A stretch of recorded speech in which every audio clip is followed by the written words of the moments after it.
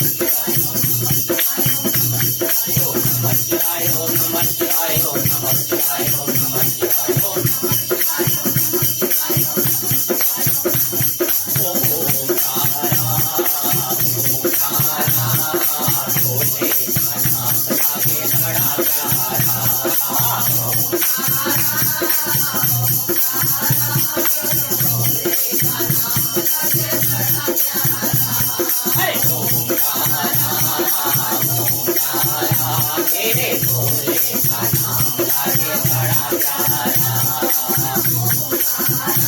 अरे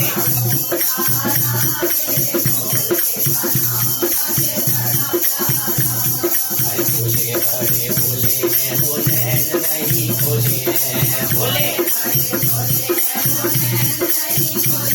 अरे भोले बड़े भोले हैं, भोले नहीं भोले हैं, भोले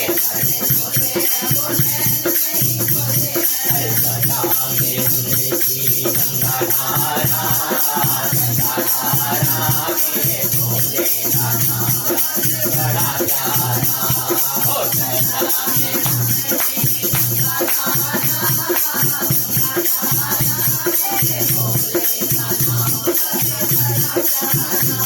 अरे ओम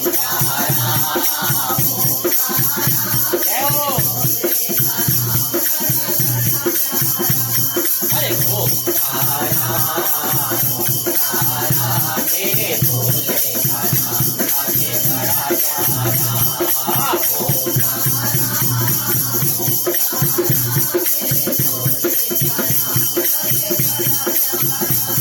अरे भोले अरे भोले हैं, भोले नहीं भोले हैं, भोले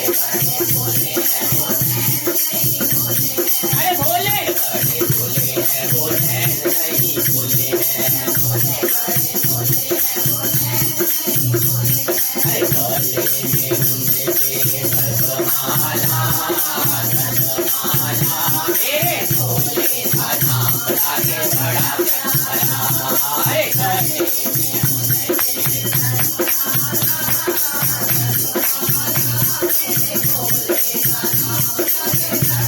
अरे ओम मेरे भोले का नाम लागे, अरे ओम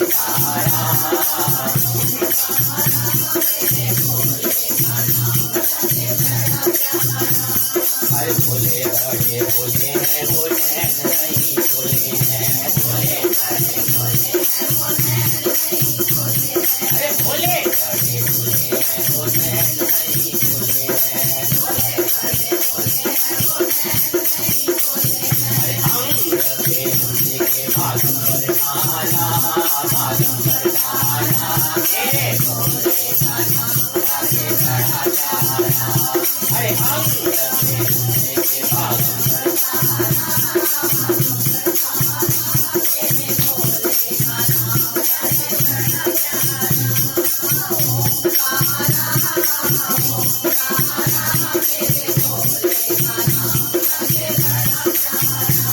बड़े भोले हैं, भोले नहीं भोले हैं, भोले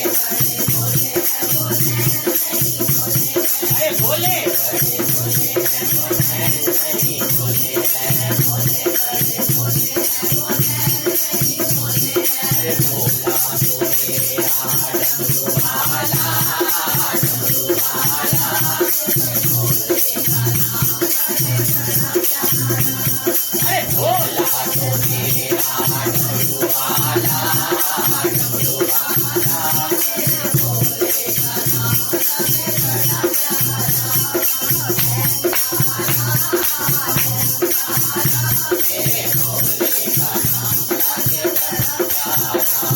अरे ओम तारा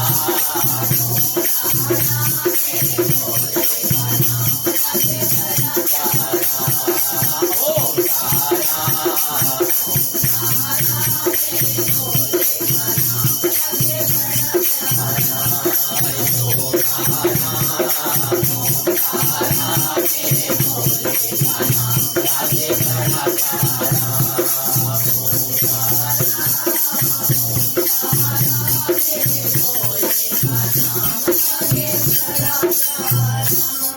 वृंदावन बिहारी बोले काशी विश्वनाथ भगवान की जय। प्राचीन काल में ना एक सेठ जी के 7 पुत्र थे। एक सेठ के 7 पुत्र थे, 7 का विवाह उन्होंने कर दिया। सबसे छोटे जो पुत्र था उसकी पत्नी सबसे श्रेष्ठ थी, विदुषी थी, ज्ञानवान, सुशील, चरित्र ऐसा कि बस आनंद चश्मे खा रहे थे। परंतु अफसोस होता था कि उसका ना कोई भाई नहीं था। एक दिन जब बड़ी बहू थी, घर को लीपते थे ना पहले, तो वो लीपने के लिए पीली मिट्टी लाने के लिए सभी बहुओं को कह दिया कि चलो साथ चलते हैं, घर लीपने के लिए पीली मिट्टी ले आएंगे। तो सभी ने वो खुरपी थलिया सी होती है और वो खुरपी सी लेके वो चले गए, जिसमें इकट्ठा करेंगे करके मिट्टी को चले गए। जब वो कर रही थी तो वहां पे एक सांप निकल आया, जिससे बड़ी बहू ने खुरपी से उसको मारने लगी। माता ऐसे मुंह बना रही है, देखते कर जैसे सांप निकल आएगा तो ये तो गले लगा देंगे, आ जा, अब डर जाएगा तो यही करेंगे। अब मारने लग गई। अब छोटी बहू ने देखा तो उसको ना थोड़ा रुक जाओ, ऐसे मत मारो, बेचारा तो मेरे अपराध है, हम मिट्टी खो देते, अंदर रहेगा होगा, निकल आएगा। अब उसकी बात सुना तो बड़ी बहू ने इसे नहीं मारा, तो छोटी बहू की बात मान। और तब जो सर्प था वो एक ओर जाके बैठ गया। बोले हर हर महादेव। तब छोटी बहू ने उनसे कहा कि हम अभी लौट कर आते हैं, आप ना यहाँ से जाना मत। ये कहकर सब साथ में मिट्टी के घर चली गई और अपने काम काज करने लगी। जब कामकाज करते करते वो जो सर्प महाराज को वादा करके आई थी वो भूल गए। अब इंसान ऐसा ही होता है, जब अपना काम निकल जाता है ना तो उसके बाद वो भगवान को बोलते सांप थे बेचारे। अब भूल गई, काम करती रही, सुबह से रात हो गई, रात बीत गई। सुगले दिन जाके दूसरे दिन उन्हें याद आया कि अरे मैं तो सर्प महाराज को बोल के थी, अब बैठे मैं भी आ रही। तो सबको साथ लेकर छोटी बहू थी वहां पहुंच गई। जाके क्या देखती है कि सांप जो था उसी स्थान पे बैठा हुआ जहां पे वो बोल के गए थे। जैसे देखा उसने हाथ जोड़कर बोला कि सर्प भैया नमस्कार। क्या बोला? सर्प भैया नमस्कार। सर्प ने कहा तू भैया कह चुकी है इसलिए तुझे छोड़ देता हूं, नहीं तो झूठी बात और झूठा वादा करने के कारण मैं तुझे डस लेता। अब सोचिए अगर आप एक सांप जीव होके ऐसा कर सकता है तो हम प्रभु से कितने बातें करते हैं ना, प्रभु ये काम करते मैं ये कर दूंगा। और जब काम हो जाता है तो प्रभु याद ही नहीं आ रहा मैंने क्या बोला था, मुझे टाइम ही नहीं मिल रहा प्रभु, अच्छा अगली बार करते, एक साल बाद करते, अभी थोड़ी स्थिति हो रही है ना, हाथ में नहीं है।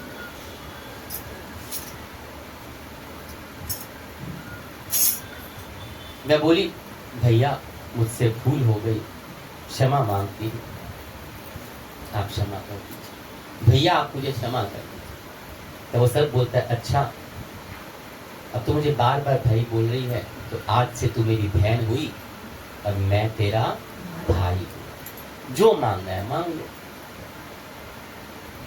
मैं बोली खुश हो गया कि भैया मेरा तो कोई है ही नहीं, अच्छा हुआ तुम मेरे भाई बन गए। अब कुछ दिन व्यतीत होने पर मैं सर्प मनुष्य का रूप रखकर उसके घर में आया और बोला कि मेरी बहन को भेज दो। सबने कहा इसका तो कोई भाई नहीं था, तुम कहां से आए? तो बोलती तो बोला सच मनुष्य घर के आएगा, मैं दूर का रिश्ते का भाई हूं उसका, बचपन में कहीं चला गया था। उससे विश्वास दिलाने पर जब उसने लोग घर के लोगों को विश्वास दिला दिया तो घर के लोगों ने छोटी वाली बहू को उनके साथ भेज दिया जहाँ पे से दूर के रिश्तेदार। उसने मार्ग बताया कि मैं वही सर्प हूँ बहन, मनुष्य का रूप धारण करके आया हूँ, इसे डरना मत, जहाँ चलने में कठिनाई हो मुझे बता दियो, मेरी पूछ पकड़िए। उसके कहे अनुसार ही, और इस प्रकार जैसा उसने बोला बहन ने वही किया। इस प्रकार मैं उसके घर पहुंच गया। किसके? भाई। और वहां पर उसने धन ऐश्वर्य को देखकर वो आश्चर्यचकित था।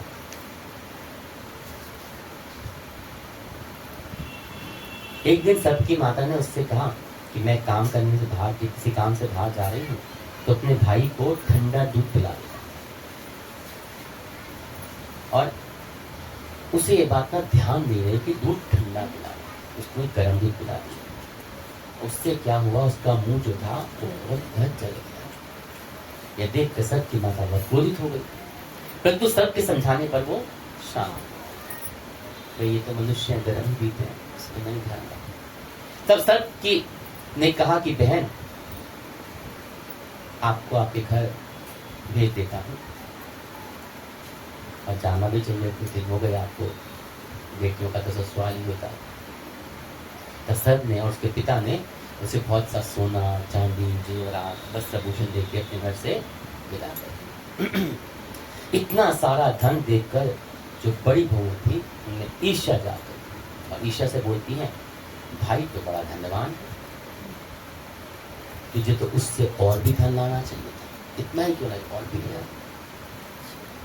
जब सर्प ने वचन सुना तो उसने जितनी वस्तुएं थी सोने की लाकर और दे दी। यह देखकर बड़ी बहू ने कहा, अरे इसको झाड़ पोंछ करने के लिए झाड़ू भी तो सोने की होनी चाहिए। सर्प ने सुन लिया तो सर्प ने सोने की झाड़ू भी ला। अब सर्प ने छोटी बहू को हीरे मणियों का एक अद्भुत हार दिया, और उसकी प्रशंसा उस देश की जो रानी थी ना, स्पेशल हार है ये, मणि जड़ा तो एक एक बरसती है। अब एक तुमने पहना था, पड़ोसन से नीलम सुनने, नीलम से दूसरे 4 गुण बताएगी, 4 घर 10 गुण बताएंगे, 10 घर से 20 गुण बताएंगे, तो पूरे मोहल्ले में क्या, शहर में क्या, देशों में फैल जाएगी। हीरे मणियों का हार तो सुनते सुनते फैलते फैलते वो वहां की रानी ने भी सुना, और राजा से बोली कि सेठ जी की छोटी जो बहू है, मुझे वो जो हार है वो मुझे चाहिए, वो हार यहाँ महल में आना चाहिए। राजा ने मंत्री को हुक्म दिया और उससे हार लेकर शीघ्र उपस्थित हो जाओ। मंत्री सेठ जी के घर जा और कहा, महारानी जी ने छोटी बहू का हार मांगा है, उसे पहनना है रानी को, आप वो हार में दे दीजिए। सेठ जी डर के कारण छोटी बहू से हार मांगकर दे दी। बोले हर हर। छोटी बहू को बात ना बहुत बुरी लगी, भाई ने दिया। किसी भी स्त्री का भाई जो बड़े प्रेम से देता है ना, वो प्रेम उसकी कीमत से ज्यादा उसके भाव है।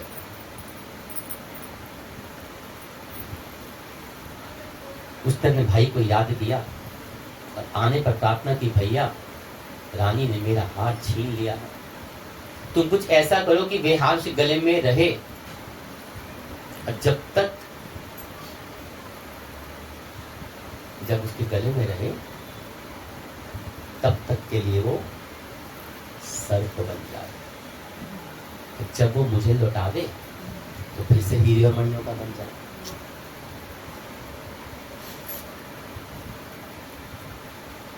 सर्प ने कहा ठीक है, ऐसा ही होगा। अब ऐसा ही कर दिया।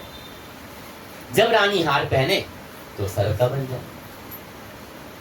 रानी चीख पड़ी, रोने लगे, अनुतार दे, फिर रानी पहने सर्प बन जाए। रानी फिर चीखे, आगे हार रख दिया, रोने लगे।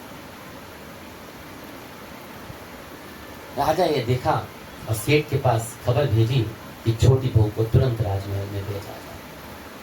सेठ डर गया कि राजा नाना ने क्या करेगा, तो छोटी बहू को साथ लेकर खुद भी वहां पे आया। राजा ने छोटी बहू से पूछा, तूने क्या कोई जादू किया है, तुझे दंड दूंगा। छोटी बहू बोली, राजन दुष्टता को क्षमा करें, अपराध को क्षमा करें, ये हार ऐसा ही है, अगर मेरे गले में है तो हीरे मणियों का रहता है, और किसी दूसरे गले में जाएगा तो ये सांप बन जाएगा। यह सुनकर राजा ने वो सर्प बना हार उसे देखकर कहा, अच्छा पहन के दिखा। छोटी बहू ने जैसे ही वो हार पहना, उसी तरह उसी क्षण वो हार हीरे मणियों का खजाना। यह देखकर राजा को उसकी बात में विश्वास हो गया और उसने प्रसन्न होकर बहुत सी मुद्राएं छोटी बहू को पुरस्कार में दे दी। अब छोटी बहू खुश की मेरा हार वापिस मिल गया है, और वो हार और मुद्राएं लेके इनाम लेके अपने घर पे लौट आई। उसके धन को देखकर बड़ी बहू को और ईर्ष्या होने लगी। तो पहले इतना था, अब राजा थे उसका मुद्राएं मिल गई, बहुत सारी मिल गई। अब स्त्री क्या करती है? आज सब तो बैठे मांगी उनका आपको जो हरी मिले हो ना, उनको ही भड़काती कान में पति देव के फिर। अच्छा, जलन बहुत बड़ी चीज है, ईर्ष्या बहुत बड़ी चीज है।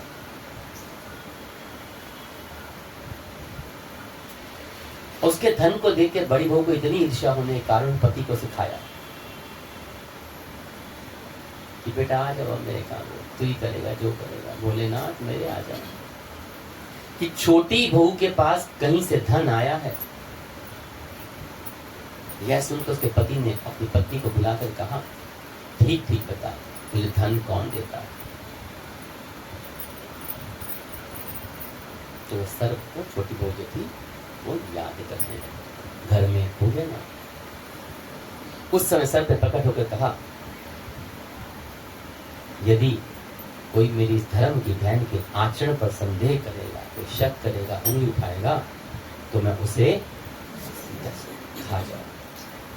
छोटी बहू का पति जब आश्वासन हो गया कि भाई है यही धन दे रहा है, तो बहुत प्रसन्न हुआ और उसने सब देखा और बड़ा आदर सत्कार किया, बहुत उनका आतिथ्य किया। और कहते हैं उसके बाद से नागपंचमी का त्योहार भी बहुत जोर शोर से मना रहे थे, पंचमी तिथि थी। और स्त्रियां उसी दिन से सर्प को अपना भाई मानकर उनकी पूजा करती, तब से वो भाई मानती है। कथा पर सुनने में आती, इसलिए वो कथा भाई मानती है, उनकी पूजन करती है और वो अपनी बहन के कुल की उनकी रक्षा करते हैं। बोलिए शंकर भगवान की जय, बोलिए हर हर महादेव शंभू।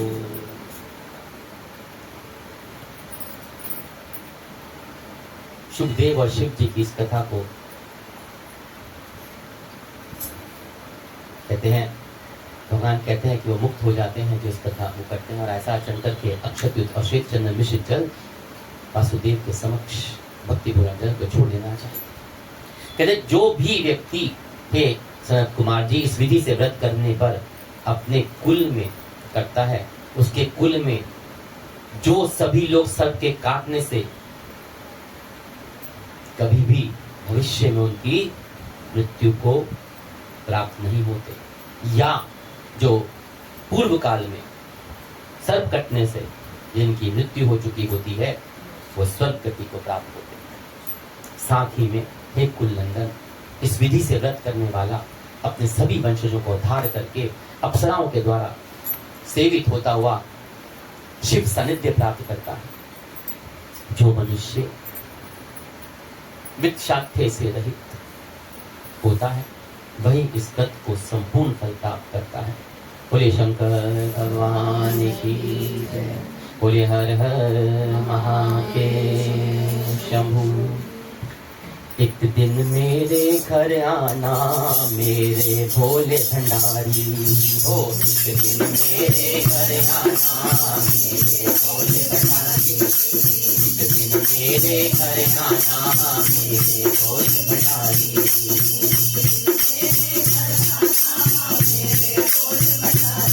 हो एक दिन मेरे घर आना मेरे भोले भंडारी, हो एक दिन मेरे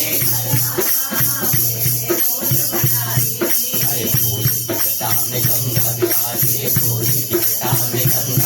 अरे गंगा को लेकर संग आना मेरे भोले भंडारी, गंगा को लेकर हर एक दिन मेरे घर आना मेरे भोले भंडारी।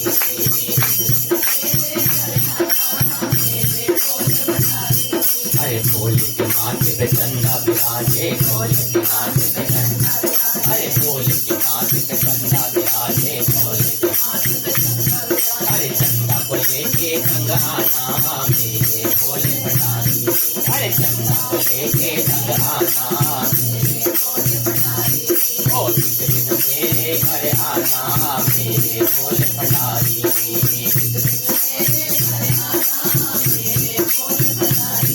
अरे किस दिन मेरे घर आना मेरे भोले भंडारी।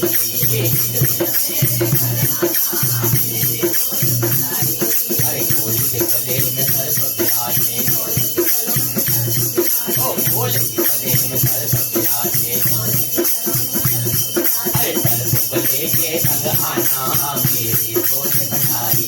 अरे सर्प को लेके ओ किस दिन मेरे घर आना मेरे भोले भंडारी।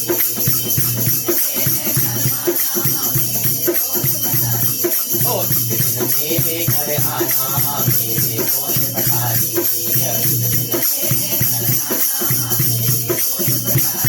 अरे भोले के हाथ में डमरू विराजे, अरे भोले के हाथ में डमरू विराजे,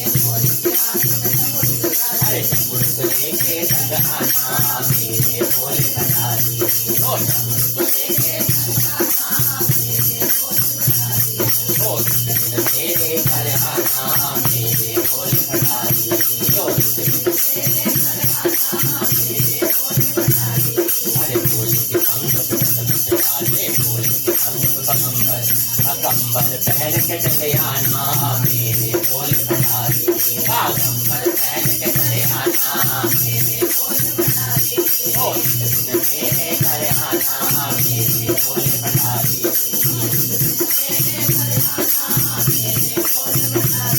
अरे भोले के पैर में नंदी विराजे, अरे भोले के पैर में नंदी विराजे,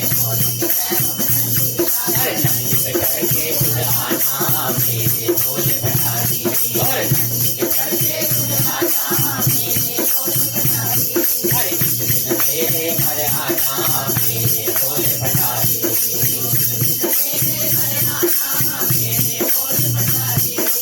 भोले के संग में गौरा विराजे, भोले के संग में गौरा विराजे, अरे गौरा को लेके संग आना मेरे भोले भंडारी। अरे गौरा को लेके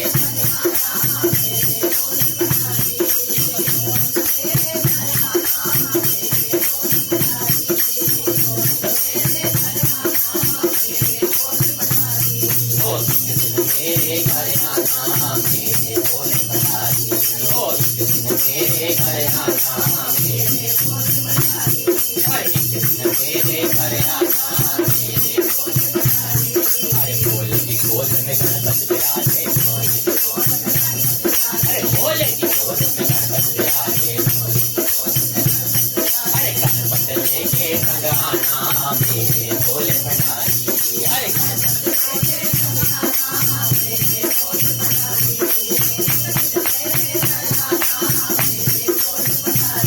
अरे किस दिन मेरे घर आना मेरे भोले भंडारी। अरे किस दिन मेरे अरे किस दिन मेरे घर आना मेरे भोले भंडारी। अरे किस दिन मेरे अरे किस दिन मेरे घर आना मेरे भोले भंडारी। अरे किस दिन मेरे घर आना मेरे भोले भंडारी। बोले हर हर महादेव, हर हर महादेव, हर हर महादेव शंभु। बोले काशी विश्वनाथ भगवान की जय।